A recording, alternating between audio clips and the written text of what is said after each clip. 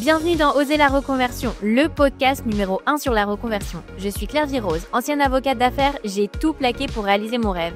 Et ça a été la meilleure décision de ma vie. Si toi aussi tu as choisi une carrière par défaut ou pour faire plaisir à ton entourage, tu te demandes ce que tu fais encore dans ton job, découvre ici chaque lundi des invités qui te ressemblent et qui ont osé la reconversion dans tous les domaines. Ils nous racontent leur success story pour, à ton tour, oser la reconversion. Si vous me connaissez un peu, vous savez que je déteste quand on me dit que j'ai de la chance. Faire le job de ses rêves, avoir la vie dont on rêve, ce n'est pas de la chance, c'est du travail et c'est surtout décider de prendre sa vie en main. Tous les jours, je rencontre des personnes qui me disent « Moi aussi, j'ai ce projet en tête depuis des années ». Alors oui, lancer le projet de ses rêves, ça peut paraître être une montagne infranchissable et on ne sait pas par où commencer. Le plus important, c'est d'avancer un petit peu chaque semaine sur son projet, même quelques minutes. Que vous ayez envie de lancer une boutique en ligne, de vendre vos services, de créer un portfolio ou encore de lancer un podcast, commencez. Faites-moi confiance, commencez d'abord par vous créer un site web. Les éditeurs de sites web, je les ai tous testés. Et pour les non-techniciens comme moi, la meilleure plateforme de création de sites web en ligne, c'est Squarespace. Le site internet, c'est ce qui va professionnaliser votre activité et vous donner une légitimité sur le web. Squarespace permet de créer facilement, sans avoir à coder, un site professionnel, design et efficace en un minimum de temps. Mais surtout, commencez maintenant, car le moment parfait pour se lancer n'arrivera pas. Squarespace s'occupe de tout. Vous obtenez votre nom de domaine, vous concevez votre logo grâce à l'outil de Squarespace et vous avez accès à des templates de sites web personnalisables et qui s'adaptent à vos besoins pour créer des sites beaux et design en un temps record. Et ensuite, pour gagner en visibilité et attirer des clients rapidement, vous avez un outil SEO intégré qui va vous permettre d'être bien référencé sur Google sans être un pro du métier. La montagne n'est plus du tout infranchissable, croyez-moi. 2025, c'est votre année. Concrétisez votre projet sur www.squarespace.com/olr10 Squarespace, squarespace.com/olr10 pour essayer gratuitement Squarespace pendant 14 jours et ensuite vous économisez 10% avec le code OLR10 sur votre première commande de site web ou de domaine. Je vous mets le lien dans les notes de l'épisode, squarespace.com/olr10. Aujourd'hui, j'accueille dans Oser la reconversion Cécile Hazard. Après avoir été bonne sœur dans un monastère pendant 17 ans, Cécile est devenue coach de vie et est spécialisée dans la gestion des traumas. Cécile s'est sentie appelée pour rejoindre la vie monastique à l'âge de 8 ans. Abusée dans son enfance par son oncle, à l'âge de 8 ans, elle s'est réfugiée dans la prière. Cécile rentre dans les ordres et devient sœur dans un monastère à l'âge de 23 ans. Son quotidien est rythmé par la prière, le travail au monastère et l'accompagnement des personnes de sa paroisse. La vie au monastère est très traditionnelle car il s'agit d'une communauté de l'ordre bénédictin, ordre assez conservateur, et les sœurs sont très âgées. Cécile, la plus jeune, est pleine d'initiatives et souhaite moderniser le monastère, mais les sœurs ne sont pas de cet avis. Elle est aussi déçue des scandales qui ont entaché l'église et des communautés avoisinantes. Alors, après avoir été bonne sœur pendant 17 ans, elle décide de tout plaquer et de retourner à la vie civile. Aujourd'hui, Cécile est coach de vie avec son entreprise Plus de Vie. Elle est spécialisée dans la gestion et l'accompagnement des traumas concernant l'enfance, le changement, la séparation, le deuil, les traumatismes. Cécile organise aussi des rando-coaching sur le chemin de Compostelle avec des groupes de femmes. Alors avec Cécile, on a évoqué sa vie monastique, la réaction de ses proches lorsqu'elle est devenue sœur Anne-Cécile et qui l'ont vue en habit pour la première fois. Comment elle accompagnait déjà les personnes lorsqu'elle était bonne sœur. Le choc au retour à la vie civile lorsqu'il a fallu trouver un job, un appart et surtout le bruit de la vie parisienne qui contrastait avec le silence du monastère. Sa foi religieuse qu'elle a conservée intacte. Et surtout, sa mission de vie d'accompagner les personnes victimes de traumatismes comme elle. Sa devise, nous ne choisissons pas de vivre un trauma, mais nous pouvons choisir de ce que nous en faisons. Cet épisode m'a beaucoup touchée et je remercie encore Cécile de nous avoir livré un témoignage en toute transparence sur un milieu dont on entend peu parler. Mais je ne vous en dis pas plus et laisse place à ma conversation avec Cécile. Bonjour Cécile, bienvenue dans Oser la reconversion, je suis ravie de t'accueillir. Bonjour Claire Virose, merci pour le beau thème de ton podcast. Alors, est-ce que tu peux te présenter ? Je m'appelle Cécile Hazard, j'ai 46 ans, je suis en Normandie et je suis coach et formatrice. Alors, tu es devenue coach de vie et je pense que tu as eu la reconversion la plus incroyable qu'on ait jamais eue dans le podcast en plus de 150 épisodes. Parce que tu faisais un métier, dont on n'entend pas beaucoup parler sur les podcasts, j'ai envie de dire. Parce que tu étais, sœur dans un monastère avant ta reconversion. Oui, tout à fait. Comment ça s'est passé? D'où ça te venait? Est-ce que tu viens d'une famille, très croyante? Est-ce que c'était plutôt toi qui avais eu cette envie? Comment ça t'était venu? Parce que j'ai vu quand même qu'avant d'être bonne sœur, tu avais fait une licence d'histoire. Oui, tout à fait. Donc tu avais quand même fait un petit peu des études avant de rentrer, tout de suite en tant que bonne sœur. Alors raconte-nous un petit peu comment ça s'est fait, ton premier métier, si on peut l'appeler comme ça, ta première vie plutôt, ouais. Ça, parce qu'en fait, de fait, c'est plus un état de vie qu'un métier. En fait, j'ai plein de métiers différents dans le monastère. En fait, c'est vrai que ma grand-mère et ma mère étaient très croyantes, donc c'est vrai que j'ai reçu la foi dans la famille. Mais papa, bon, avant moi, mes parents ont perdu un fils, ça a été très dur pour eux, donc papa avait envoyé un peu bouler la foi en disant ce Dieu qui me prend mon fils, merci quoi. Donc voilà, c'était pas uniforme complètement dans la transmission de la foi, mais c'est vrai que pour moi, ça a été vraiment un soutien. Et donc ma grand-mère m'a amenée au monastère. J'ai connu les sœurs, j'avais 4-5 ans peut-être. En fait, elles venaient de temps en temps chez ma grand-mère, qui était très liée à la communauté dans laquelle je suis rentrée. Et en fait, à 8 ans, je me suis sentie appelée à aller voilà, dans le monastère. À 8 ans déjà? Ouais, il y a une sœur qui était venue se reposer en fait chez ma grand-mère. Et on a un peu parlé. On lui a demandé justement quand est-ce la même question que toi, comment ça se fait qu'elle était devenue sœur. Et puis on avait échangé. C'est vrai que c'est venu à ce moment-là et la première fois que j'y suis allée, je devais avoir 11 ans, au monastère et en fait, c'est vraiment les psaumes qui m'ont beaucoup marquée donc le des prières où, contrairement à des fois dans les chants du caté, c'est un peu gnangnan, un peu gentillet, où Jésus est ton ami et tout ça, je dis pas que c'est pas vrai, mais c'était un peu lisse quoi, alors que dans les psaumes, ça peut être, «Délivre-moi de mes ennemis» ou bien, aussi bien des choses un peu, où on n'a pas peur d'exprimer, tout ce qu'on ressent, c'est-à-dire aussi bien de la colère que de la louange aussi en disant: «Bah, merci beaucoup pour, béni sois-tu». Enfin, il y a le côté aussi bien louange que combat qui est exprimé et je me suis dit: «Ah bah tiens, c'est intéressant». Enfin moi ça rejoignait ce que je pouvais vivre parce que la maison c'était pas toujours facile donc ça me rejoignait et ma grand-mère m'a dit: «Mais tu vois les sœurs elles prient pour tout le monde donc elles sont là, c'est leur mission de prier pour les gens qui justement prient pas forcément, vivent aussi des choses difficiles». Donc ça c'est vrai que ça m'attirait. Donc je suis rentrée, à 23 ans de fait après avoir fait des études d'histoire. Puis avant j'avais fait un bac scientifique, j'étais intéressée par tout en fait donc mes profs voulaient que je devienne ingénieure.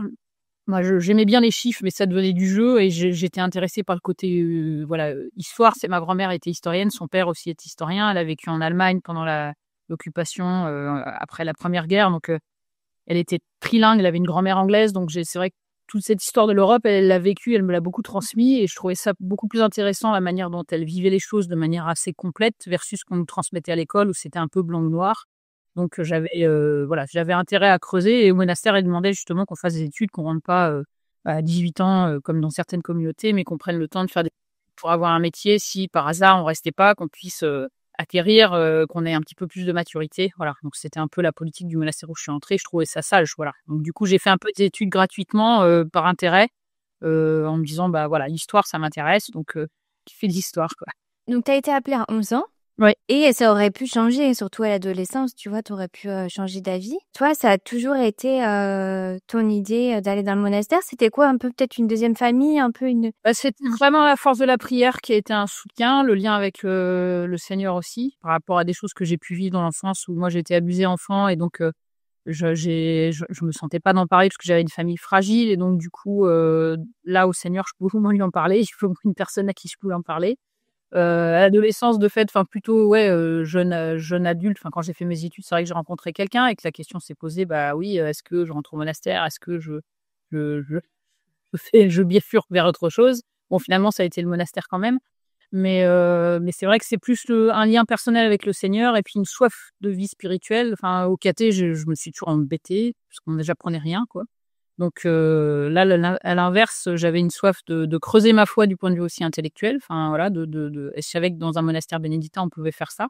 Donc j'avais voilà, c'était et puis une soif spirituelle qui était pas vraiment comblée par ce qu'on pouvait offrir de trucs un peu gnangnan ou voilà. Alors que là, c'est la vie communautaire, tout est tourné vers, la prière quoi. Donc ça pouvait combler ce désir spirituel et puis de pouvoir faire l'étude de théologie pour creuser la foi. un peu plus loin que maternelle, grande section, comme on peut faire, quoi. C'est-à-dire, voilà, moi dessiner les évangiles ou les mimer, c'était gentil, mais ça, moi, ça me suffisait pas du tout. Enfin, je trouvais que c'était pas assez, voilà. Et quand la question s'est posée un peu de ton hésitation, qu'est-ce qui t'a fait pencher, parce que j'imagine c'est compliqué parce que tu dois renoncer à beaucoup de choses et puis, c'est vraiment, une vie à part?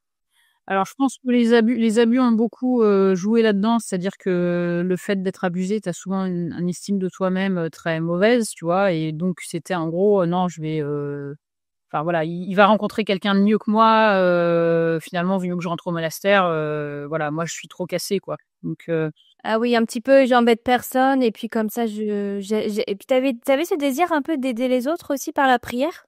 oui, tout à fait, ça c'est sûr que c'était dedans. Ouais, ouais, complètement, complètement. C'était le fait d'avoir cette force qui est au-delà de, parce que des fois humainement on peut pas forcément grand-chose toujours, mais la prière, ouais, pour moi c'était une force qui était importante et qui l'est toujours, ouais. Et tu te rappelles alors quand tu es rentrée au monastère? J'imagine que c'est un petit peu un mélange d'émotions à ce moment-là? Ah bah, enfin, je me souviens très bien du moment précis. Alors normalement, on rentre dans une salle qui s'appelle le chapitre parce qu'on lit un chapitre de la règle de saint Benoît donc ça a donné le nom à la salle qui est un peu la salle de rencontre quand on a des décisions importantes à prendre. Normalement, on rentre au chapitre, mais moi, il se trouve il y avait des travaux au chapitre, donc je suis rentrée à l'oratoire, comme, voilà, pour mon postulat, pour mon entrée, en demandant de rentrer, comme sœur, et j'attendais dans une pièce à l'étage et je me souviens que j'étais complètement tremblante.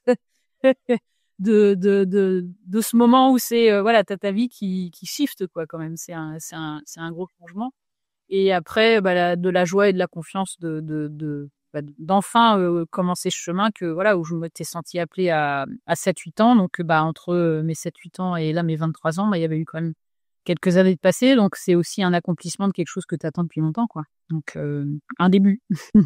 Et comment ont réagi tes proches? Alors j'imagine que ta grand-mère, elle devait être, très fière et tes parents, tes frères et sœurs?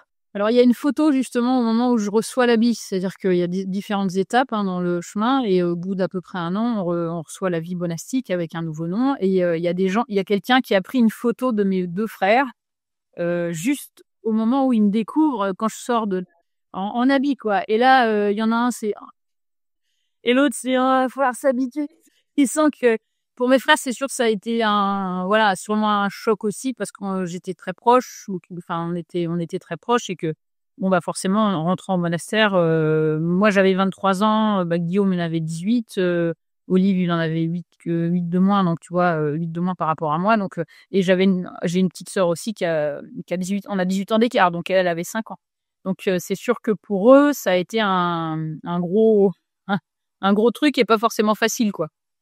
Pas forcément facile, surtout à l'adolescence où tu as besoin peut-être de parler, et que, bah, là, ta sœur elle est pas là, quoi.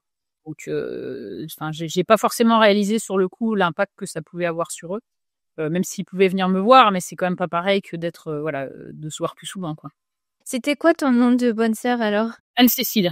Anne-Cécile. Et ton vrai prénom, c'est Cécile? Ouais, ouais, Cécile, tout à fait, ouais, ouais. Ah oui, donc c'était pas très, c'est C'était pas très différent. Mais par contre, ouais, il y a des histoires enfin, une fois, une sœur, elle recevait dès qu'elles arrivaient, aux communautés. Il y a une sœur ancienne que j'aimais beaucoup. Elle s'appelait sœur Erloin, et en fait, elle était en région parisienne, et le soir où elle est rentrée, voilà, tout de suite, on lui donnait son nom.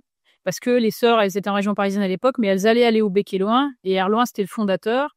Donc du coup, la supérieure a dit: «Bon, bah, la prochaine qui rentre, on l'appelle Erloin». Et donc donc elle a dit ça à ses frères. Elle avait aussi des frères. Les frères, ils ont éclaté de rire, et puis, elle, sur le coup, c'était: «OK, mais je vais m'appeler Erloin, cool». Et après, elle disait, bah, après, c'était super parce que c'est une très belle figure, en fait. C'est un homme qui était très humble, qui est très écoutant, qui justement aussi est rentré, a vécu toute une vie avant, et après il est rentré au monastère à 40 ans. Et enfin, c'est vraiment une très belle personne, en fait. Mais sur le coup, quand on te dit du jour au lendemain: «Tu t'appellerais comme ça, hein?» C'est vrai que ça peut faire un choc, et donc le jeu de ses frères le soir, je crois que c'était, le lendemain au repas de famille, c'était de faire deviner comment elle s'appelle la sister. Oui, c'est rigolo les histoires un petit peu. Et alors, à quoi ça ressemble le quotidien d'une bonne sœur? Bah, c'est une vie assez régulière, donc voilà, il y a un cadre qui est, on est rythmé par la cloche qui sonne, donc la cloche sonne à 6h30, on a le premier temps de prière à 7h, donc un temps de prière, commun. Après, on a ce qu'on appelle le chapitre justement, donc un petit temps où on se réunit au chapitre où le mère prieur lisait un passage de la règle de saint Benoît, donc qui est la règle de vie qu'on suivait avec un commentaire. Après, alors après ou avant, petit déjeuner et puis après un temps de lectio divina, donc c'est un temps de prière, personnel où on va lire la Bible, chacun dans sa cellule. C'est des mots qui font peur, mais ça veut dire chambre, hein, ça veut dire pièce en fait, c'est l'équivalent de room en latin, le cellum. Et donc voilà, donc il y a ce temps de prière personnel et après on travaille. Donc 9h30, 11h30, il y avait un travail qui était fait. Donc moi par exemple, j'ai fait plein de métiers, mais notamment buanderie, notamment ciergerie, notamment cuisine. Donc on fait voilà, on fait le travail qu'il y a à faire, quoi. Après la messe, donc alors là à chaque fois on se change parce qu'on est habillé en noir quand on va au temps de prière et en bleu quand on travaille. Donc chaque fois on se change beaucoup. Après le repas, on a un temps de petits mots qui peuvent durer longtemps, comme on disait, c'est-à-dire d'échange. Donc ça va être aussi bien prier pour mon frère, il a un entretien d'embauche, il est au chômage depuis 2 ans, donc ça serait bien voilà, que voilà, des nouvelles qu'on échange, qu'il y a une réunion, une formation à tel endroit, que peut-être on va envoyer telle sœur, ou si est-ce qu'il y en a qui sont intéressés. Enfin, c'est des choses, voilà, un temps d'échange, parce que la parole est assez, j'allais dire réglementée, mais c'est-à-dire que la parole est pas faite pour être tout le temps. Donc c'est pour ça qu'on a des temps aussi où on va échanger parce que c'est pas, par exemple pendant le travail, on échange sur le travail. Mais on n'est pas là, pour raconter, enfin voilà, c'est, le silence est plutôt favorisé pour favoriser la vie intérieure, quoi. C'est une vie plutôt calme, ouais. Voilà. Alors je dirais pas calme, il y a du silence, mais en fait, on a le fait d'avoir des temps comme ça découpés, tout le temps, une sœur assez vite m'avait dit: «Si tu sais pas utiliser un quart d'heure, tu feras jamais rien». C'est-à-dire que des fois, on n'a qu'un quart d'heure. On a un temps très découpé, donc du coup, c'est assez, c'est pas toujours facile. Enfin, tu vois, des fois, t'aspires à avoir 3 heures devant toi pour faire quelque chose, c'est pas possible. En fait, t'as jamais ces 3 heures-là, quoi. Donc C'est très rythmé, ouais. voilà, c'est ça. Et l'après-midi, on recommence. Voilà, après la vaisselle, on a un temps. On peut avoir aussi un temps éventuellement si on n'a pas de vaisselle, mais on a après un temps l'après-midi pour travailler aussi de 15h30 à 18h et à 18h, on reprend 18h15, il y a l'office. Voilà. Donc après dîner, pareil. Donc il y a vraiment en fait cette alternance entre, enfin, ce qu'on dit pour saint Benoît, c'est ora et labora, donc prie et travail, et c'est vraiment ce rythme-là qui va rythmer la prière la journée, jusqu'à la prière du soir à 21h. Et après, en fait, on rentre dans le grand silence. C'est pareil, donc c'est beaucoup autour du silence. C'est-à-dire qu'on ne va pas parler après la fin de l'office, dernier temps de prière, jusqu'au lendemain matin. On ne va pas habituellement parler, sauf s'il y a une urgence. Enfin, je veux dire, si quelqu'un fait une crise cardiaque, on ne va pas dire il ne faut pas le dire. Et vous étiez combien à vivre dans ce monastère? Quand je suis rentrée, on était une quarantaine. Et là, aujourd'hui, je pense que les sœurs sont 15 ou 16 à peu près. Il y a eu un certain nombre de sœurs qui sont mortes, en fait. Je pense que j'ai dû enterrer une dizaine de sœurs. Puis quelques-unes qui, comme moi, sont parties ou ont été dans d'autres monastères, quoi. Ah oui, il y a d'autres personnes qui sont parties comme toi? Ouais, tout à fait. Elle est incroyable parce que c'est vrai qu'on a l'impression que c'est pour toute la vie, ce type de décision. Tout à fait. On rentre pas pour sortir, hein, c'est évident. Donc la décision de partir, elle se fait pas à la légère non plus, quoi. À quel point vous êtes coupé de la vie civile? Alors, souvent ça surprend les gens, on est très au courant de certain nombre de choses parce que, par exemple, à midi, c'est pareil, on parle pas à table, on a des lectures. Et par exemple, à midi, on a la lecture du journal. Donc, on a une revue de presse qui est faite à partir en l'occurrence, chez nous, c'était Le Monde et la Croix. Donc, on est au courant de ce qui se passe dans le monde. On a aussi des gens qui viennent au monastère et on va les faire parler sur leur expérience. Donc, du coup, on est quand même assez branché sur ce que vivent les gens. Et que pour nous, quand tu es dans un monastère, c'est important parce que ça nourrit ta prière. Donc, tu es là aussi pour prier pour les gens. Donc, si tu sais pas du tout ce qui se passe dans le monde, ça va pas, quoi.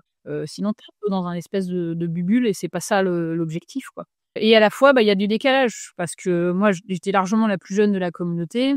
Et en parlant avec d'autres jeunes, parce que souvent, on m'envoyait voir les groupes de jeunes, ils me disaient, mais ouvrez une page Facebook, comme ça, on va connaître et tout ça. Et moi, c'est vrai que quand je voyais certaines communautés qui mettaient une webcam pour pouvoir que l'office, par exemple, soit visible, tu vois, c'est pas compliqué à mettre en place. Moi, j'avais un peu milité pour ça. Et c'était, non, on n'est pas là pour ça, faut qu'on reste discret, enfin voilà. Alors qu'en fait, pour moi, c'était une manière, en gros, Facebook était un peu vu comme le diable parce qu'ils connaissaient pas, tu vois. Donc moi, les jeunes m'avaient dit, il suffit d'ouvrir une page, en fait, une page qui soit liée à la communauté. Comme ça, vous annoncez quand vous faites des choses, ça permet d'avoir du lien et tout ça. Et pareil pour la webcam, c'était une manière que les gens connaissent notre office, aient envie de venir. Voilà, le but, c'était de rayonner. Parler aux plus jeunes générations aussi, continuer. Mais là, on était dans une question aussi de démographie, c'est que la majorité était de la génération 68.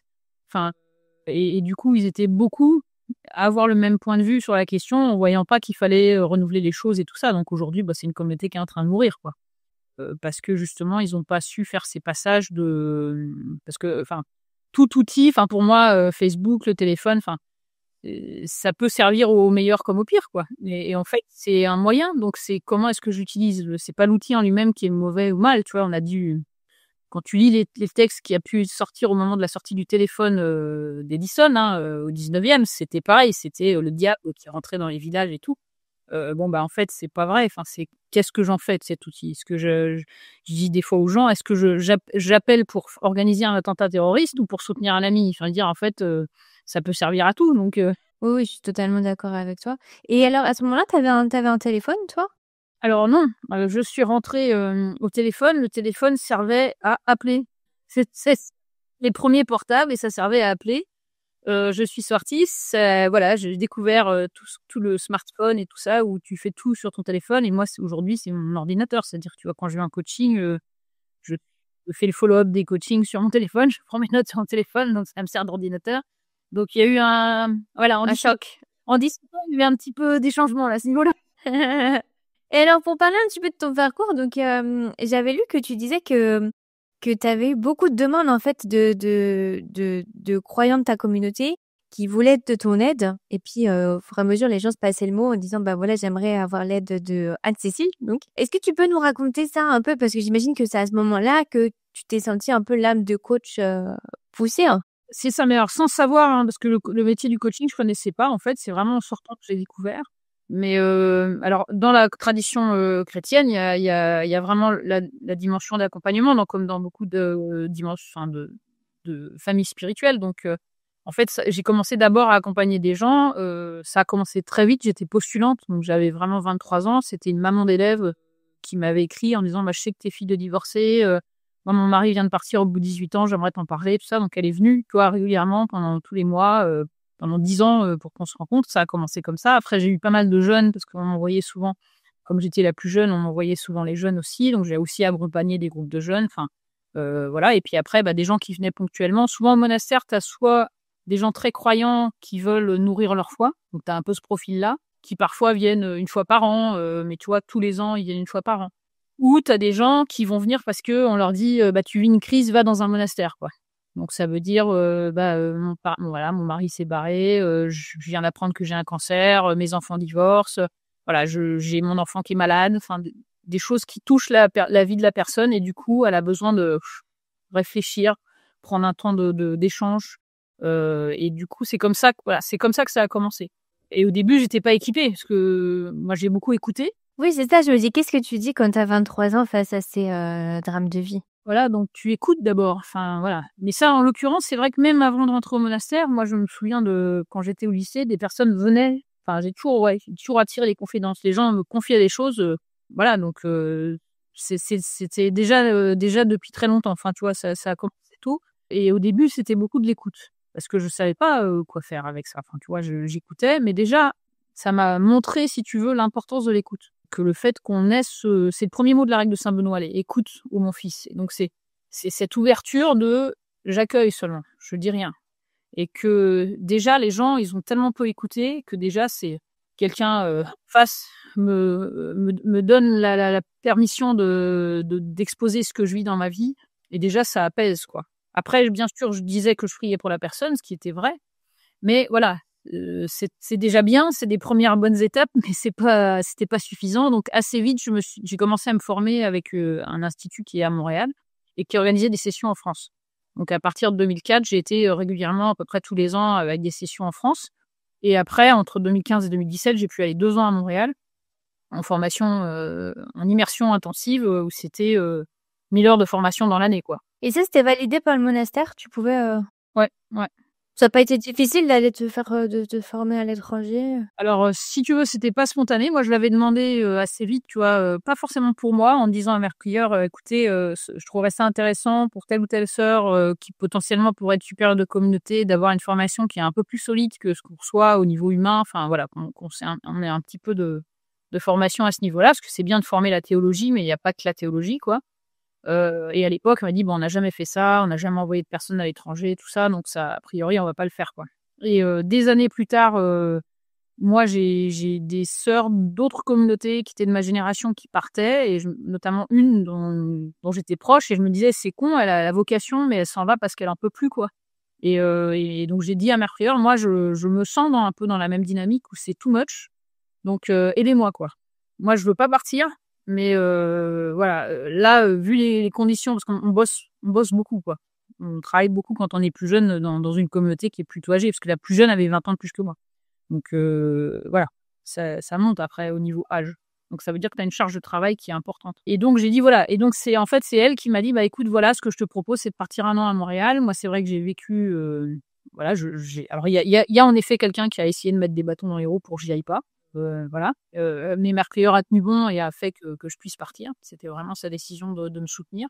Et après, ben, au cours de l'année, j'ai bien vu que normalement la formation complète est de 3 ans, et que, bah, j'aurais au moins besoin de la deuxième année pour vraiment continuer mon chemin, approfondir les choses. Et du coup, bah, j'ai demandé à pouvoir faire une deuxième année, ce qui a été accepté, parce que je rentrais juste avant, justement les élections, de la nouvelle prieure, quoi. Et là, j'imagine que tu as peut-être dû te poser un petit peu des questions parce que quand tu pars comme ça 2 ans toute seule à l'étranger, tu reconnectes avec la vie civile. Comment ça s'est passé un petit peu? Alors, je reconnectais et pas, parce qu'en fait, c'est un institut de formation, c'était essentiellement des religieux qui étaient là, ou prêtres. Mais par contre, c'est vrai que c'était quand même une différence par rapport à la vie du monastère, parce que je me retrouvais en plein Montréal, et en fait, j'adorais ça. Moi, j'ai grandi plutôt du côté d'Aubervilliers, et au début, je me disais: «Comment ça se fait que je me sens si, bien, quoi, à Montréal?» Et en fait, c'est vraiment ce que j'ai vu, c'est que c'était le côté super interculturel que j'adore, que j'ai vécu jusqu'à mes 11 ans, et que j'adore, quoi. Voilà, ça parle toutes les langues, il y a plein de couleurs et c'est OK. Enfin voilà, on n'est pas dans le jugement de regarder de travers, enfin voilà. Donc moi, c'est vrai que j'adore ce climat-là, et donc ça m'a en effet, je pense que ça a été comme une étape, mais que je vois a posteriori, sur le fait de revenir en effet à un mode de vie où tu dois gérer ton argent, où tu dois, faire des choses concrètes comme ça que tu fais pas au monastère parce que c'est fait pour toi, quoi. Et puis le Canada, je suis d'origine canadienne aussi, donc pour moi c'était important d'être reconnectée, de prendre ce temps, sur cette terre dont je suis originaire, quoi. Donc voilà, mais j'ai passé 9 mois, à chaque fois 9 mois de formation. Je suis revenue les 3 mois d'été, et je suis repartie, après, de nouveau pour 9 mois de formation, et c'était bien aussi de faire ça, voilà, de voir, de faire ces allers-retours, et que c'est sûr que ça a été une étape importante parce que le fait de partir et de revenir, il y a des choses que tu vois. Tu vois, quand tu vois grandir un enfant, quand tu es tout le temps avec, tu te rends pas compte qu'il grandit. Quand tu le revois tous les 6 mois, il y a des âges où même en 3 mois, c'est incroyable les changements qu'il y a, donc tu le vois. Et là, c'est un peu ça, c'est le fait de partir et de revenir. En plus, on travaille beaucoup le projet collectif, la représentation, ça veut dire, on disait représentation du milieu, donc à chaque fois qu'on allait quelque part voir, bon, bah, c'est quoi la moyenne d'âge, c'est quoi le milieu social, et donc du coup, à force de faire ça, quand tu rentres, tu dis: «Ah oui, OK, en fait, moyenne d'âge, 75 ans, elles ont pas envie de changer». C'est OK, tu vois? À 75 ans, tu as pas spécialement envie de refaire, plein de nouveaux trucs. Et moi, j'allais avoir 40 ans, moi, je peux pas rester comme ça, comme si j'étais dans un EHPAD, quoi. Enfin, c'est un peu ça. C'est, en fait, si je veux être directrice d'EHPAD, je peux le devenir, mais là, maintenant, on me donne rien comme responsabilité, et tout d'un coup, je pense dans 10 ans, j'ai tout sur la tête, quoi. Parce que je serai la plus jeune, et du coup, je serai la seule à tout gérer, et on n'aura fait aucun changement pour préparer ça, donc ça colle pas, quoi. Et tu avais pensé sinon à changer de monastère? Alors oui, bien sûr. C'est-à-dire que le temps de donc je me suis renseignée, si tu veux, j'ai appelé quelqu'un qui s'y connaît un petit peu en disant: «Qu'est-ce que tu me conseilles?» Elle m'avait conseillé d'avoir un lieu où j'atterris, d'avoir un travail, et de fait, en me disant: «Bah, en fait, tout religieux a droit à 1 an de break, quoi». C'est-à-dire que tu as le droit Une coupure, quoi. tu as le droit de faire ça. C'est inscrit dans le droit canon qui est le droit de l'Église, donc du coup, j'ai dit: «Bon, bah, je demande ça, je demande un temps de break». Et donc moi, mon objectif, c'est d'abord de voir, bon, bah, qu'est-ce que je fais? Enfin, j'ai besoin de prendre un recul parce que le déclencheur, ça a été un changement de supérieur, en fait, hein. Donc la nouvelle supérieure, c'était quelqu'un qui m'était complètement hostile et donc c'est très compliqué de vivre avec enfin d'avoir comme quelqu'un au-dessus de toi qui, alors que la précédente, voilà, était tout à fait bienveillante, à l'écoute. Surtout en permanence parce que vous vivez ensemble.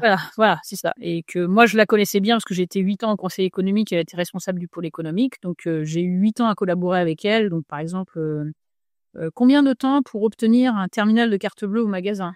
5 ans. Voilà, 5 ans de bagarre parce que c'est moi qui demande et donc forcément c'est une mauvaise idée, quoi. Donc c'est épuisant de vivre comme ça avec quelqu'un qui était toujours hostile et donc quand elle est devenue supérieure, c'était pareil, quoi, hein. C'est-à-dire que moi, je trouve que j'ai été au conseil de la prieure, donc du coup, je me retrouvais encore de nouveau avec elle et qu'elle disait des choses, devant enfin, au conseil, elle disait des choses et après en communauté, elle disait d'autres choses. Donc moi, ce genre d'incohérence, c'est pareil, je supporte pas. Ça a pas tenu longtemps. Enfin, j'ai tenu 9 mois, voilà. J'ai tenu 9 mois et là, j'ai demandé à pouvoir faire un break et à partir, quoi. Et mais du coup, pour discerner et est-ce que je vais dans une autre communauté ou pas et je suis allée notamment dans une communauté où j'avais plusieurs amies sœurs, du côté d'Angers. Bah, ça m'a apaisée de voir, mais si on peut vivre la vie monastique comme ça, où chacun, peut partager ses dons, c'est pas voilà, c'est pas un on n'est pas dans des histoires de jalousie, de jeux de pouvoir, que moi je supportais plus. Donc c'est possible. Donc ça m'a rassurée sur le fait que c'était possible. Mais moi, je me sentais pas de me réengager, tu vois? Parce que en fait, quand tu rentres dans une communauté, c'est un peu comme tu disais, de rentrer dans une famille et ça veut dire qu'il faut tout refaire, faut tout retisser les liens, enfin, même si j'aimais bien les sœurs qui étaient là, et je me disais si un jour, tu vois, parce que là, c'était le changement de supérieur qui a été compliqué, mais tu vois, tu changes de supérieur, tu as quelqu'un qui est plus bienveillant à ton égard, c'est compliqué, en fait. Parce que tu as pas de recours, en fait, quand tu es dans une famille comme ça, donc j'ai dit: «Moi, je me sens pas de recommencer tout, ça va, quoi. Merci». C'est fou parce que enfin nous, enfin tu vois, d'un regard extérieur, on se dit que dans un monastère, ce sont des personnes qui sont sages, bienveillantes, tu vois, qu'il y a quand même, enfin c'est et donc c'est fou de voir que finalement c'est les mêmes problèmes qu'on peut trouver dans un travail quand on change de boss. Vous avez exactement, c'est les problèmes des humains en fait. C'est un peu triste hein, de se dire ça. Bah, triste c'est enfin, triste et pas parce que c'est voilà, on est en effet juste des humains. Donc, tu vois, dans la règle de Saint Benoît, il y a une Allemande qui était vraiment spécialiste, je sais pas si elle est encore en vie, mais Sarah Queen Atta Buckman qui était spécialiste de la règle de Saint Benoît, elle disait: «Si vous voulez avoir la vraie image de la règle de Saint Benoît, vous prenez tous les adjectifs qu'il y a dedans». Et en fait, voilà, il dit par exemple, telle personne qui a tel poste, il faut pas qu'il soit envieux ni jaloux, tu vois? Donc en fait, si tu prends tous les adjectifs, tu stabilises tous les adjectifs dans la règle, bah, tu as tout ce qu'il y a dans le tu vois? Ni voleur, ni gros mangeur, ni gros dormeur, ni ceci. Ça veut dire en fait tu vois, en reflet, tu as tout ce qui se passe dans l'humanité et c'est pas anodin, tu vois? Dans les instruments des bonnes œuvres, c'est le chapitre 4, il commence par le décalogue. C'est-à-dire, ne pas tuer, tu vois? Les 10 règles de ne pas commettre l'adultère. Tu dis: «Mais pour un moine, en quoi tu vois? Quand même, on est obligé de préciser ça?» Bah oui. Oui, on a oublié de préciser ça. Voilà, moi j'ai entendu beaucoup d'histoires, monastiques et enfin religieuses tout court du reste, où tu as, voilà, tu en Haïti, tu as des sœurs qui sont, prêtresses vaudou et qui empoisonnent les gens, qui tuent les gens, enfin voilà, c'est ça n'exclut pas le fait d'être religieux, n'exclut pas les malversations. On le voit bien avec l'abbé Pierre et autres, hein. On est juste des êtres humains, en fait et le truc, c'est que c'est peut-être pire parce que tu peux te cacher derrière une image tu vois, de gens parfaits pour encore plus faire du mal parce que tu as cette belle image, quoi. T'as vu toi des choses comme ça? Alors, dans ma communauté, c'est pas je veux dire, on n'est pas dans des choses qui sont graves, qui sont passées. Enfin, tu vois, c'est des histoires de faire attendre 5 ans pour une carte bleue, on n'est pas dans des choses graves. Je sais que, voilà, j'ai beaucoup entendu pour le coup dans des choses dans d'autres, mais y compris dans la communauté qui était à côté de moi, hein, tu vois? On avait les frères et en fait les frères, il y a un prêtre, un frère prêtre que moi j'aimais beaucoup, hein, heureusement j'ai pas eu à subir de ce qu'il faisait, mais tu vois, il accompagnait les couples et à chaque fois, il demandait à accompagner la femme. Puis pendant la confession, il faisait les attouchements ma mère, tu vois? Donc et c voilà, donc ça il a sévi pendant des années parce que comme c'est quelqu'un qui est très gentil, tu vois? Donc tu crois pas, c'est comme l'abbé Pierre, tu vois? «Bah non, c'est pas possible», tu vois? Il est gentil, le frère et sauf que, ben, bah, enfin, je veux dire, une femme va pas dire de gaieté de cœur, «Voilà ce qu'il m'a fait», tu vois? C'est pas juste un fantasme, en fait, surtout quand tu as plusieurs qui te le disent, il y a un moment, faut arrêter, quoi. Et toi, ça, tu l'as su à quel moment, tout ça? Cette histoire-là, je l'ai su après être sortie, par exemple. C'est sorti juste avant que je sorte. Je me dis, pour toi, ça a dû être difficile parce que comme tu avais déjà été abusée jeune et que tu étais rentrée justement dans un monastère un peu pour te réparer, tu vois que ça existe encore, c'est douloureux. Bah, là, c'est vrai qu'une des choses où j'ai été en conflit avec mes supérieurs, c'était qu'il y avait un frère anglais, qui a été au bec un temps et en fait, sont sortis dans les journaux anglais c'était un pédophile. Donc il a été arrêté et tout ça, mais c'est pas sorti en France parce que, c'est sorti dans les journaux anglais, quoi, tu vois? Et moi, j'avais dit, quand j'ai su ça, c'était justement dans l'intervalle entre mes 2 années, tu vois, du Canada, donc dans les 3 mois qu'il était là et donc j'ai demandé à pouvoir parler à Père Abbé en lui disant parce que moi, je sais ça, j'accompagnais une jeune à l'époque et la jeune me dit: «Ah bah oui, mon frère, il est très triste du départ de frère Ervin», tu vois? Et moi, dans ma tête, ça faisait, parce que des fois, tu peux avoir un lien, quand tu as quelqu'un qui porte de l'attention, voilà, tu peux avoir un lien qui est pas simple toujours avec l'agresseur, quoi. Et en fait, du coup, j'ai dit à Père Abbé: «Écoutez, il y a 3 familles au bec où il y a des enfants, il faut aller voir les familles, quoi». Et Père Abbé, alors très naïf en fait, pas méchant, Père Abbé, mais très naïf, mais les familles vont bien s'en rendre compte. Et là, moi, du coup, tu vois, j'ai fait la carte, bon, OK, vous le savez pas, mais moi, j'ai été abusée enfant, hein. La première fois que j'étais abusée, j'avais 8 ans. J'en ai parlé à 25 ans parce que mère prieure m'a dit, «C'est comme s'il y a un cri en toi qui sortait pas». Donc non, en fait, les parents vont pas se rendre compte et l'enfant va pas parler. Donc en fait, si vous permettez que les choses soient dites maintenant, vous ouvrez la porte au fait que les enfants puissent tout de suite voir un thérapeute, avancer sur ce chemin-là s'il y a quelque chose qui s'est passé, quoi. Donc voilà. Mais en fait, sur le coup, il m'a pas entendue et c'est le travail à Montréal où on a travaillé sur le silence qui a fait que j'ai dit, voilà, en fait, j'ai écrit à l'évêque, j'ai écrit à Véronique Margon qui m'a soutenue, j'ai écrit à mes supérieurs et que du coup, Père Abbé a fini par aller voir les familles, tu vois? Mais je m'en suis pris plein la gueule pour ça, tu vois? Bah, bravo parce que c'est incroyable que tu te sois battue pour ça. Voilà. Et de fait, enfin, tu vois, quelques années après, parce qu'on utilise des fois des parties de la vie religieuse, on fait vœu d'obéissance. Donc ça veut dire d'obéir à son supérieur. C'est un peu comme dans l'armée, il y a un côté très, voilà, très strict là-dessus. Et sauf que des fois, ce vœu, il est utilisé, tu vois? C'est-à-dire qu'au lieu d'utiliser pour faire le bien, obéir, ça veut dire écouter. Donc pour moi, le premier écoutant, c'est celui qui donne, l'ordre. C'est-à-dire que tu vas écouter, est-ce que la personne est capable de le faire? Est-ce que c'est bon pour elle, tu vois? Et c'est pour moi la vraie obéissance, c'est dans ce sens-là pour celui qui est aussi leader, quoi.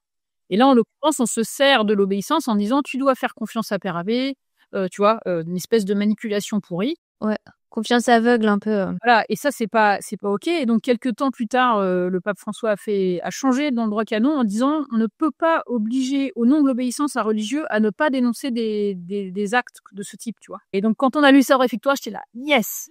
On va arrêter d'utiliser, tu vois, l'obéissance, pour, alors ça veut pas dire que ça continue pas parce que malheureusement ça continue, mais au moins on a marqué ça dans la loi de l'Église que c'est pas OK d'utiliser le nom de l'obéissance pour, cacher des abus, quoi». et alors quand tu as eu ta réflexion justement de, bah, est-ce que je donc là tu sens qu'en fait tu as envie de partir, tu as envie de quitter, le monastère. Comment tu t'es sentie au niveau de ta foi? Tu as pas eu, un sentiment un peu de culpabilité? Comment ça s'est passé pour toi? Bah, en fait, au niveau spirituel, ce qu'on dit toujours, c'est que le signe de la présence de l'Esprit Saint, c'est la paix intérieure, tu vois? Et en fait, j'étais pas bien avant, quand je restais et tout. Et une fois que j'ai décidé, bah, mon pas, c'est de faire un pas de côté, de dire: «Je demande un temps de recul». Bah, une fois que j'ai pris cette décision-là, j'étais vraiment en paix, tu vois? J'étais vraiment alignée alors qu'avant, tu vois, je dormais pas bien, j'étais pas bien. Et le fait de dire: «Bon, bah, voilà, c'est une étape. J'ai le droit de le faire du point de vue du droit canon, donc c'est OK». Et puis, bah, je me suis fait accompagner, tu vois? J'ai demandé à quelqu'un s'il pouvait m'accompagner. Quelqu'un de très ouvert qui me posait aussi bien, toutes les questions. Ça veut dire, «Tu sors parce que tu as rencontré quelqu'un?» Tu vois? Enfin, et puis après, tu réponds ou pas. Je te pose des questions, tu réponds ou pas, mais donc ça a été bien parce que ça a été un vrai échange, un vrai soutien. Et aussi, tu vois, au niveau, psy, j'ai aussi pris quelqu'un pour m'accompagner parce que c'est quand même un gros changement, donc c'est sûr que ça fait, beaucoup. Puis moi, en sortant, je suis sortie le 6 septembre. Le 6 octobre, enfin, la veille de mon départ, le 5 septembre, je reçois une convocation au tribunal pour le 6 octobre par rapport j'avais porté plainte par rapport à un homme qui m'avait agressé enfant. Donc j'étais convoquée pour le jugement alors que c'est 10 ans de procédure, hein, donc tu vois, je m'attendais pas à ce que ce soit, tu vois, pile poil, 1 mois après ma sortie, quoi. Et le 6 novembre, papa est mort d'une crise cardiaque. Donc, un peu. Si les hommes, je suis là, ça s'arrête, là, c'est bon. Le retour à la réalité un peu. Voilà, assez hard. Mais bon, voilà, c'est la vie. C'est-à-dire, et en même temps, c'est ça. Moi, j'étais accueillie par ma meilleure amie qui pouvait m'accueillir, qui avait un boulot. Et en fait, j'ai découvert qu'elle vivait du harcèlement, que son mari, c'était vraiment un mec très violent, qui passait son temps à l'insulter. Enfin, voilà. Donc, c'est- tu te rends compte que la personne qui t'aide, en fait, elle est quelque part plus en difficulté que toi encore. Donc, enfin, t'as plein de mains tendues comme ça qui arrivent. Voilà, des circonstances qui permettent d'être soutenues. Avec voilà, donc je suis pas restée longtemps là parce que je me suis dit: «Bon, c'est pas un cadre où je peux moi, avancer». Enfin, voilà, ça a été bien de pouvoir avoir un endroit pour m'arrêter, mais mon parrain m'a dit: «Mais viens, si tu veux, viens, on peut être ta base arrière». Après j'ai trouvé du travail à Paris, enfin voilà, je me suis débrouillée, mais c'est step by step, tu peux pas tout changer d'un coup. Donc j'ai fait voilà 1 mois de retraite en décembre, justement pour, accueillir un peu tout ça, vivre ce temps de prière et tout ça dans ce monastère que j'aimais bien et voilà, dès le début février, j'ai trouvé un travail à Paris dans une asso catho pour la paix. Donc la foi, elle a jamais été remise en cause. C'était plus la question: «Est-ce que je continue la vie, monastique ou pas, quoi?» Et comment ça s'est passé l'annonce quand t'as annoncé que tu quittais la vie monastique aux sœurs et puis à ta famille? Alors du coup, ça se présentait comme je prends un temps de recul, donc c'était pas je quitte, tu vois? C'est-à-dire qu'aujourd'hui, voilà, aujourd'hui je dis j'ai quitté la vie monastique, mais à l'époque c'était non, c'était bon, bah, je prends un temps de recul, je réfléchis. Donc bah, j'ai pris le temps d'appeler mes frères et sœurs, mes parents avant de voilà. Mon père, j'ai voulu y aller parce qu'il était pas très bien, donc j'ai demandé la permission de pouvoir aller lui dire en personne, que je pensais, quitter, donc j'étais aux Andelys pour lui dire. Et après la communauté, bah, j'ai pris rendez-vous avec la prieure et je lui ai dit quoi, je lui ai dit: «Voilà, le droit canon me permet d'avoir un temps d'absence, donc je vous demande, un temps d'absence». Et moi je m'attendais à me faire engueuler parce qu'elle parlait toujours, des gens qui partent, tu vois, assez violemment quoi, en disant: «Ils ont pas été fidèles à leur engagement», tout ça. Et en fait, elle m'a dit: «Je suis soulagée», avec un gros soupir de soulagement, c'est là: «OK, d'accord, sympa». Parce qu'elle sentait que t'étais pas bien, quoi. Alors, ça aurait été bien si ça avait été ça. Non, c'était plus, je suis débarrassée de l'emmerdeuse qui ose dire des choses pas comme moi je pense, tu vois? Malheureusement, c'était ça le voilà, elle a dit à ma meilleure amie: «C'est un caillou dans ma chaussure». Donc si tu veux, c'est pas pour les bonnes raisons, malheureusement. J'aurais bien aimé que ce soit pour les raisons que tu dises, mais c'est pas ça. C'était vraiment, non, mais voilà. De fait, elle a dit ça. Elle a dit: «Bah oui, mais je te sentais pas bien, donc c'est mieux si tu t'en vas». Mais bon, c'était en fait, en vrai, je suis débarrassée, voilà, c'est qu'elle dégage, c'est bien, quoi. Et il y en a beaucoup qui partent alors que qu'est-ce qu'elles font? Bah, en fait, dans les différentes communautés, après il y a plein de sortes de communautés, mais oui, il y a un certain nombre de personnes qui quittent la vie religieuse. Soit dans les communautés comme la mienne, plutôt traditionnelle, c'est une question beaucoup de vieillissement des communautés et où rien n'est fait pour les plus jeunes, enfin pour accueillir, pour se moderniser. Mais c'est une question démographique, c'est que tu as un gros poids d'une génération et que quand tu es 1 ou 2, de plus jeunes, tu pas écouté, quoi. C'est-à-dire que comme les décisions sont prises, assez collégialement, si tu votes, bon, bah, tu es en minorité forcément et donc il y a pas eu de préparation de l'avenir, de réflexion sur l'avenir. Et après dans les communautés nouvelles, il y a beaucoup de choses qui se sont passées parce que, il y a vraiment des dysfonctionnements. Il y a eu des manipulations, de l'emprise, et donc bah, là, c'est une érosion énorme, en fait, par rapport aux communautés nouvelles, parce qu'il y a eu vraiment des faits qui sont graves, enfin parfois d'abus sexuels, mais même des abus spirituels, c'est grave, en fait. Quand justement tu te sers de la position que tu as par rapport à l'autre, en autorité pour, l'écraser, bah, ça marche pas, enfin ça détruit la personne. Tu détruis sa confiance, tu détruis, et tu peux même, justement toucher sa foi aussi. Il y en a qui envoient tout péter parce qu'il y a eu tellement d'emprise à ce niveau-là que, bah, ce Dieu-là, j'en veux pas, quoi. Ouais, oui, oui, oui, j'imagine que c'est assez courant, hein, parce que tu dois avoir une grosse déception quand même Mmh. de te dire que ça peut se passer comme ça. Et alors, comment s'est passé le retour à la vie civile? Ça a été un choc, j'imagine, parce que donc, tu découvres les réseaux sociaux, devoir travailler. Enfin, c'est doit être dur parce que en même temps, le monastère, c'est quand même un cocon, quoi. Avec, t'es très entouré aussi dans un monastère par rapport à la vie civile qui peut être assez individuelle, égoïste. Ouais. Comment ça s'est passé, toi, tout ça pour toi? Alors, en fait, dans un monastère, on bosse beaucoup, on n'arrête pas. Donc, il y a la notion de travail. Enfin, tu vois, la question que souvent les gamins me posaient, c'est: «Est-ce que tu as la télé? Est-ce que tu as des vacances?» Et quand on répondait non, enfin, quand oui, on avait une télé, mais qu'on regardait des films par 3 quarts d'heure, le mardi soir, donc vous regardez un film en 4 fois? Oui. Ah oui, d'accord. Et puis que, on n'avait pas de téléphone et qu'on n'avait pas de vacances, pour eux, c'était, c'est quoi cette vie de merde? Donc en fait, la notion de travail, elle était là. C'est plus, bah, de savoir, alors moi, assez spontanément, je suis plutôt allée vers l'église, parce que j'avais du réseau là et donc j'ai travaillé d'abord dans une asso catho, à mi-temps, tu vois? C'est pareil, j'ai commencé mon parrain m'avait dit: «Bah, tu peux venir à Paris», donc le poste était à Paris, mais il était à Fontainebleau, donc ça voulait dire que je faisais 2 heures le matin, 2 heures le soir de trajet. Lui, il faisait ça tous les jours. Je lui ai dit: «Écoute, chapeau, mais moi, j'en peux plus, quoi».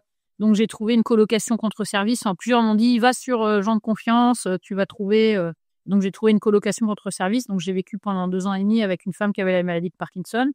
Donc bah, c'était un fil à la patte parce que je devais rester sur place, mais elle était adorable, elle a vraiment été adorable et c'était l'occasion, bah, de m'installer en ayant investi dans un économe et un couteau de cuisine parce que j'aimais bien avoir des produits qui fonctionnaient. Mais sinon, j'avais tout sur place et puis, justement, le soir, tu rentres, tu as quelqu'un qui te demande comment s'est passée la journée. Enfin, voilà. J'étais pas toute seule et puis l'équipe, bah, du coup, comme je travaillais dans une asso, on était plusieurs. Donc du coup, j'ai fait du lien social comme ça, et j'ai retrouvé du lien avec des personnes comme ça et puis mon parrain a vraiment été avec sa femme, des gros soutiens, quoi. Est-ce qu'il y a quelque chose qui t'a choqué, de la vie civile, tu vois, quelque chose auquel tu t'attendais pas forcément? Alors c'est pas choqué, mais c'est vrai que, par exemple, les premiers trajets quand je faisais Fontainebleau-Paris avec ce bruit, tu vois? Alors dans un monastère, pour le coup, le cocon, il est peut-être plus dans le silence.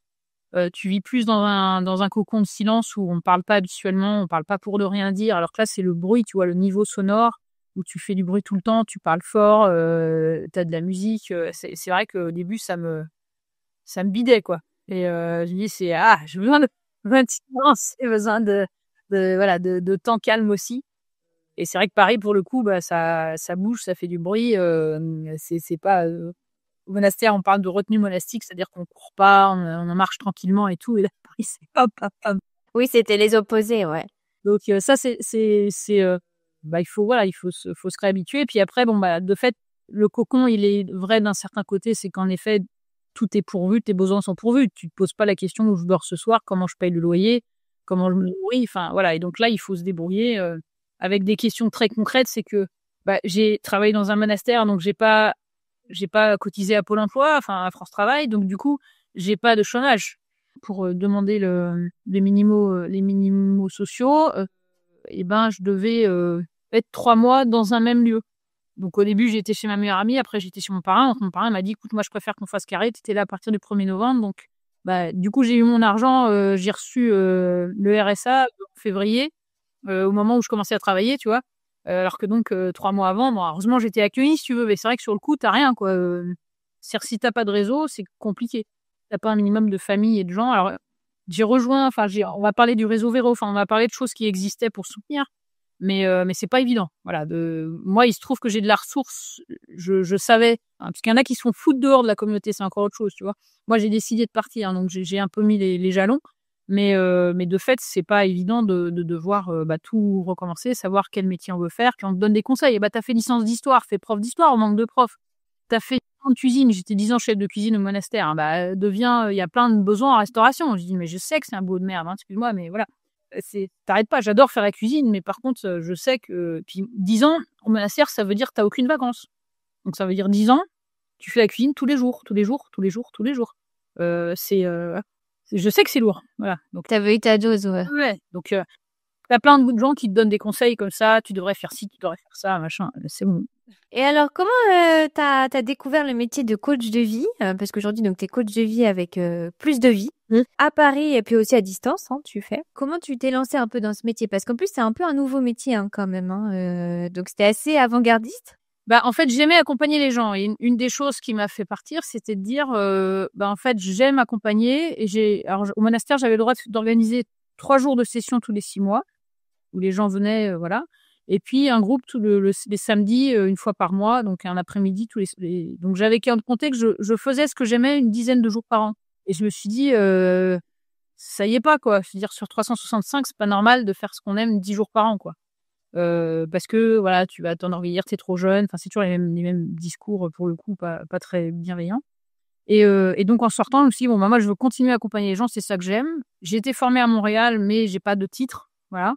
Donc qu'est-ce que je peux avoir? Donc j'ai regardé, tu vois, tout ce qui était psy. Je me dit: «Pourquoi pas thérapeute?» voilà. Puis là, j'ai vu que c'était 5 ans d'études, que c'était super saturé. Donc j'ai dit: «Bon, moi, j'ai pas 5 ans, enfin, je veux dire, j'ai 40 ans, ma nouvelle vie, c'est tout de suite, c'est pas dans 5 ans». Enfin, il y a un moment, faut voilà, je peux pas, payer 5 ans d'études, ça marche pas, quoi. Du coup, j'ai découvert, enfin, j'ai tapé, si tu veux, accompagnement, puis j'ai découvert le coaching que je connaissais pas, si tu veux. Moi, je connaissais comme tout le monde les coachs sportifs, mais voilà, quoi, je savais pas, que c'était un métier et tout ça. Et en fait, comme moi, j'ai été formée à Montréal, en plus, il y a beaucoup de choses qui sont communes dans la démarche, très pragmatique, très centrée sur les forces et tout. Et je suis tombée sur la seule, je pense, école de coaching, en France qui est tenue par 2 Québécois qui viennent de Montréal, tu vois, en plus. Donc j'ai eu une journée en plus, journée découverte le 29 septembre, c'était le jour de mon anniversaire. Je dis: «Bah, ça me va comme, cadeau d'anniversaire». Et j'ai bien accroché, enfin, si tu veux, avec la démarche, avec l'esprit. Et j'ai dit: «Bon, bah, go for it». Donc j'ai découvert le coaching comme ça et j'ai beaucoup aimé, bah, les démarches. Après voilà, il y a des questions et tout ça. Après moi, comme j'accompagne depuis 2001, j'ai mon intuition, j'ai aussi mes questions que j'ai aussi reçues à Montréal. J'ai d'autres outils en plus. Quelque part, par rapport aux autres qui venaient en formation, il y en a beaucoup qui étaient capables de vendre, tu vois? Parce qu'ils ont fait du commerce, ils ont fait une école de commerce et tout. Moi, j'étais pas là, mais par contre, au niveau posture d'accompagnement, je sais faire, quoi. C'est pas comme si c'était nouveau pour moi. Donc ça a été, enfin, ça a été assez naturel. Et j'ai beaucoup aimé le processus où tu travailles avec un objectif. Parce que quand tu vois des gens qui viennent, tu vois, au monastère, il y a des fois, bah, tu restes sur la plainte de ce que tu as vécu, et tu sais pas comment faire. Alors déjà, à Montréal, on se centrait sur les forces, donc ça voulait dire, j'ai accompagné les gens même qui ont vécu des traumas, mais en se centrant sur les forces. Et donc ça me donnait déjà une direction, mais le fait d'aider la personne à voir, bon, bah, c'est sur quoi on bosse ensemble. Et comme ça te donne un cadre qui fait qu'on part pas, dans des choses, voilà, qui vont nulle part, en fait. Parce que et donc j'aime bien ce côté cadrant du coaching et le côté très pragmatique qui me convient bien, nord-américain, quoi. Oui, parce que alors justement, j'avais relevé cette phrase sur ton site que j'avais bien aimée. Tu disais: «Nous ne choisissons pas de vivre un trauma, mais nous pouvons choisir, de ce que nous en faisons». Donc ça correspond exactement à ce que tu dis. C'est vraiment le côté positif, un peu faire avec, ce qu'on vit et puis le renforcer pour se guérir et puis en faire une force après. Ouais, bah, moi, voilà, par exemple, tu vois, j'ai été abusée enfant, bien sûr que j'aurais préféré largement pas être abusée enfant. Ça a eu un coût, humain pour moi, énorme. Enfin, tu vois, ça se trouve, je serais même pas rentrée au monastère, tu vois? C'est ça ça a engagé un stress post-traumatique pendant des années, estime de soi, à zéro aussi pendant des années. Enfin, ça a plein d'impacts, en fait, sur le corps, sur l'estime de soi, sur soi-même. Mais en fait, aujourd'hui, bah, c'est ce qui me permet d'accompagner bien les gens sur ces questions, de les détecter, même quand les gens n'en parlent pas, tu vois? J'ai accompagné, une maman qui se mettait en colère contre ses petits garçons et finalement, bah, on a vu que c'était elle-même avait été abusée enfant et qu'elle avait peur, tu vois, quelque part que son aîné, refasse la même chose que son frère aîné avait fait sur elle, tu vois? À son petit-fils, à son 2e. Donc il y avait des jeux Elle avait cette colère qu'elle avait, transportée, ouais. et que du coup, bah, le fait de le voir et de lâcher ça, bah, hop, c'est OK. Voilà, et on lâche la culpabilité, et puis du coup, bah, elle est beaucoup plus cool, elle est beaucoup plus bien. Enfin voilà, parce qu'elle a pu travailler ça. Et c'est vrai que du coup, le fait d'avoir vécu ça, ça me fait percevoir, et le fait d'en parler, ça libère la parole aussi pour d'autres. Donc si tu veux, pour ça, je regrette pas parce que ça aujourd'hui, bah, ça me permet, moi, de permettre à d'autres de se libérer et d'avancer. Et ben voilà, après c'est vrai qu'on peut toujours focaliser sur le négatif, mais moi je trouve que c'est plus intéressant de voir, bon, bah, qu'est-ce que j'apprends de ça qui est dur et comment j'avance avec ça, quoi. Moi, du coup, ça m'a fait chercher, c'est quoi les moyens pour s'en sortir, quoi. Et donc, tu es spécialisée justement en gestion des traumas, donc enfance, changement, séparation, deuil, traumatisme. Et alors, je trouvais que c'était intéressant parce que tu fais aussi des randos coaching, sur le chemin de Compostelle où tu accompagnes des groupes de 6 femmes. Ouais. Alors, est-ce que tu peux nous raconter, parce que je trouve que ça peut être aussi intéressant pour, des auditrices qui, justement, seraient un petit peu perdues, dans, est-ce qu'elles ont envie de se reconvertir un peu dans leur vie? Combien de temps ça dure, tes randos coaching et puis comment ça se passe et à quelle fréquence tu les fais? Bah, en fait, c'est parfois, voilà, c'est plus simple quand les gens sont déjà en groupe et savent, parce que voilà, et ce qui est pas mal, c'est de partir une dizaine de jours. il faut pas marcher trop parce qu'il faut aussi pouvoir, parce qu'on peut marcher jusqu'à 30 enfin moi, en gros, j'ai marché entre 16 et 38 kilomètres quand je marche sur le chemin toute seule. Mais tu peux pas faire ça si tu travailles en même temps en coaching de groupe. Donc je pense qu'il faut plutôt partir sur 15 kilomètres à peu près de moyenne de marche quand il y a aussi du coaching de groupe. Moi, ce que j'aime dans la dynamique de groupe, c'est que tu peux du coup voir que t'es pas seul. En fait, le fait d'être abusé, ça concerne une femme sur 5 avant ses 18 ans. Ça concerne une femme sur 2 parfois à la enfin tu vois, autour de 50 ans. Donc c'est énorme. C'est énorme. Mais ouais, c'est horrible, ouais. Et que du coup, de voir que je suis pas seule. Et donc du coup, on se cache plus, on n'a pas à se cacher. C'est une réalité qui est malheureusement très partagée. Ça libère la parole, ouais. Voilà. Et ensuite, d'avoir la force parce que du coup, chacune peut aussi apporter des fois, on va avoir des synergies qui se font et que donc, il va y avoir des binômes qui se font où on se sent plus à l'aise et que du coup, on se soutient. Donc ça, on sort de cette solitude parce que le trauma, généralement, ça isole. Donc là, ça permet ça. Et moi, j'aime bien le fait de marcher. Je le fais même ici, tu vois, en Normandie. Je suis en Normandie. Je marche avec les clients et que on voit les choses autrement. Le fait d'être dans la nature, de marcher côte à côte, que si on est enfermé dans un bureau.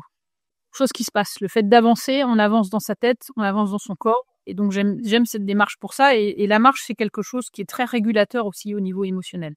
Donc, de manière globale, si on va pas bien, aller prendre une marche, comme on dit au Québec, c'est bien. Ça fait du bien. Voilà. Donc, de manière globale. Et après, c'est du coaching individuel en marchant, en one-to-one. Et puis après, du coaching plutôt collectif, pour le coup, le soir, en arrivant à l'étape, quoi. Et ça, tu fais ça tous les combien de temps? C'est un peu quand il y a un groupe qui peut, le défi, c'est parfois d'avoir le groupe qui se constitue, parce que l'idée intéresse, mais après, savoir le mettre dans une date, c'est pas toujours évident. Mais tu fais des groupes de gens qui se connaissent pas forcément. En fait, en fonction des demandes, tu crées des groupes. Voilà. Et alors, tu vis aujourd'hui de ton activité? Oui, tout à fait. Ouais. Donc, c'est plus, j'ai ancré en Normandie, donc j'ai du coaching, je fais aussi de la formation. Et j'anime aussi des groupes de parole et d'analyse de pratique dans ce qui est médico-social. Bon, j'ai les trois, voilà. J'interviens aussi en entreprise, en coaching collectif et individuel, et de fait sur un peu les pôles d'estime de soi et d'émotion, quoi. Il y a pas que le trauma, en fait, nos émotions, elles nous impactent de manière globale, et que c'est pas ce qu'on apprend à l'école, quoi. On n'apprend pas à s'occuper de nos émotions. Alors pour moi, ça devrait faire partie des fondamentaux. Voilà, c'est ça. C'est-à-dire que, par exemple, si j'ai peur, j'ai besoin de protection. Enfin, souvent, je fais mimer. Je dis mimer, surprise. C'est un truc qui arrive qui m'envahit, donc j'ai besoin peut-être de temps pour accueillir la surprise. Si j'ai peur, je me protège, donc je suis en mode protection. De quoi je me protège? Voilà. Donc, la joie, c'est que j'ai envie de partager, j'ai envie de communiquer, j'ai envie d'être avec les autres. Donc, l'aspect émotionnel qui est en lien avec le corps aussi. Enfin, ça aussi. Je dirais les forces, ce qu'on fait souvent pas. Hein. J'interviens là. Hier, j'étais à l'université de Rouen avec des étudiants. Je leur dis, quand on vous fait un compliment, on vous dit quoi généralement en France? C'était bien, mais donc on rajoute le petit mais qui en fait annule tout ce qu'on vient de dire, quoi. Et moi, quand j'arrivais avec un problème à Montréal, on me disait, raconte-moi une fois où tu as réussi. Sur le coup, elle est très agaçante cette question. Mais non, mais je te dis que j'y arrive pas. Non, mais prends le temps. Raconte-moi une fois où tu as réussi. Descends en toi-même, trouve une expérience où tu as réussi. C'est peut-être pas la même expérience, mais regarde. Comment tu avais fait? Comment ce que tu avais fait là, tu peux le mettre en place pour cette fois-ci? Et c'est beaucoup plus puissant. Alors, c'est challengeant parce qu'il faut descendre en soi, chercher des expériences positives alors qu'on a l'habitude de regarder ce qui va pas. Mais par contre, c'est beaucoup plus puissant, quoi. Oui, changer de façon de penser. Alors justement, c'est la dernière question, toujours la question de la fin. Quel est le meilleur conseil qu'on t'ait déjà donné? Par rapport à comme tu es dans la transition, au moment où je partais, j'ai un père de famille qui était proche du monastère qui m'a dit t'inquiète pas. Il m'a pris les deux épaules comme ça en disant t'inquiète pas, il y a la lumière au bout du tunnel. Tu vas pas voir clair toujours tout le long du chemin, mais voilà, vas-y un pas à la fois et tu vas voir, la lumière va venir. La lumière va venir. Et j'ai oublié parce que pour moi il était père de 3 enfants, marié, j'avais oublié que lui avait été religieux aussi, avait aussi vécu cette expérience de quitter la vie religieuse au bout de 3 ou 4 ans, quoi, et que il l'avait vécu. Et donc c'était vraiment une parole de vie et que je retransmets, c'est-à-dire souvent quand on fait un changement, on veut que tout change d'un coup et que du coup on est frustré parce que tout j'arrive pas tout de suite et tout. et dire maintenant, c'est quoi le prochain pas? One step at a time, tu peux pas tout faire d'un coup. Et j'aime bien la métaphore de Compostelle pour ça, c'est que voilà, un pas après l'autre, tu peux pas tout faire d'un coup. Et c'est super intéressant, je trouve, le côté, tu vas pas forcément voir clair, mais en fait, faut se rappeler toujours pourquoi tu l'as fait en premier et que c'est ce qui t'attend, ça t'attend au bout du tunnel. Il faut juste être patient sur le chemin. Et c'est vrai, souvent, je dis qu'une reconversion, ça prend du temps. Ça peut pas se faire comme ça. Un grand merci Cécile, vraiment c'était un témoignage super émouvant. Merci beaucoup pour tout ce que tu as partagé. Donc je mettrai ton site internet et tes réseaux pour les auditeurs s'ils veulent voir ce que tu fais et puis suivre tes coachings. Merci beaucoup Cécile. Merci beaucoup à toi. Si vous avez aimé l'épisode, abonnez-vous et laissez-moi un commentaire si vous écoutez l'épisode sur YouTube. Et si vous écoutez l'épisode sur Apple Podcasts, Spotify ou Deezer, abonnez-vous et laissez une note 5 étoiles et un avis. C'est ce qui donne le plus de visibilité à ce podcast. N'hésitez pas à en parler autour de vous et à partager l'épisode sur les réseaux sociaux pour aider un plus grand nombre à oser la reconversion. Si vous souhaitez suivre les dernières actualités du podcast, rendez-vous sur notre compte Instagram @oserlareconversion et pour prolonger la discussion, rendez-vous sur notre groupe Facebook dédié aux auditeurs. Ensuite, si vous cherchez toutes les notes avec les références, allez dans le détail du podcast. Si vous souhaitez devenir annonceur, me proposer un invité ou me poser des questions, je serai ravie d'y répondre par mail à l'adresse partenariat@oserlareconversion.com.